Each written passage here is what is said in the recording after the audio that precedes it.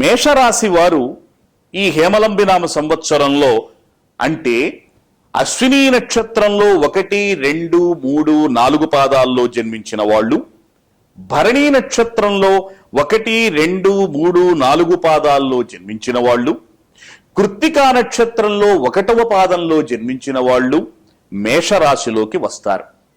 వీరికి సంవత్సరం ఆదాయం 5, వ్యయం 5, రాజపూజ్యం 3, అవమానం 1.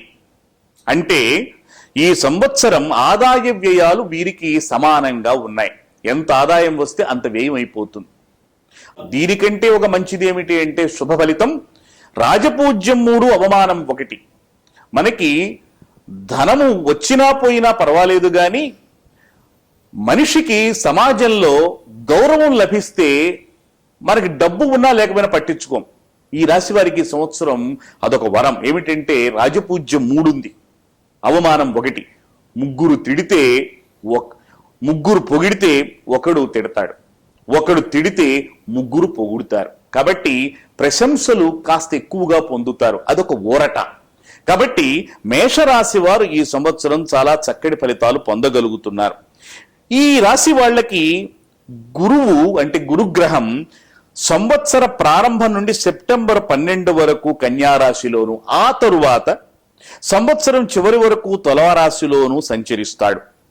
అలాగే శని కూడా ఈ సంవత్సరం ప్రారంభం నుంచి జూన్ 19 వరకు ధనుస్సులోను, జూన్ 20 నుంచి అక్టోబర్ 25 వరకు వృశ్చికంలోను, ఆ తరువాత సంవత్సరం చివరి వరకు ధనుస్సులోను సంచరిస్తాడు.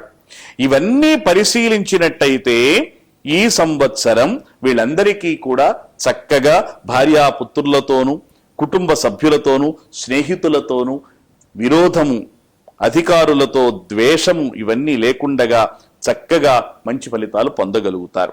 కుటుంబ సభ్యులు, స్నేహితులతో వీళ్ళు ఉండగలుగుతారు.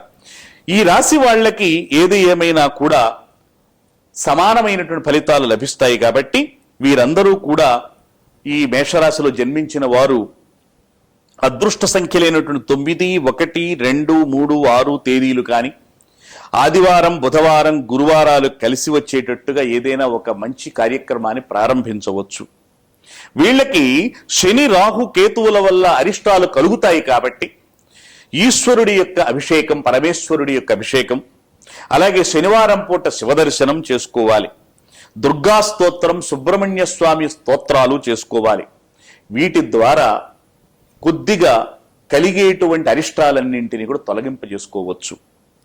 ఏది ఏమైనా మేషరాశి వారు ఈ సంవత్సరం సమాజంలో ఒక మంచి ఆదరాన్ని పొందగలుగుతారు అని చెప్పవచ్చు.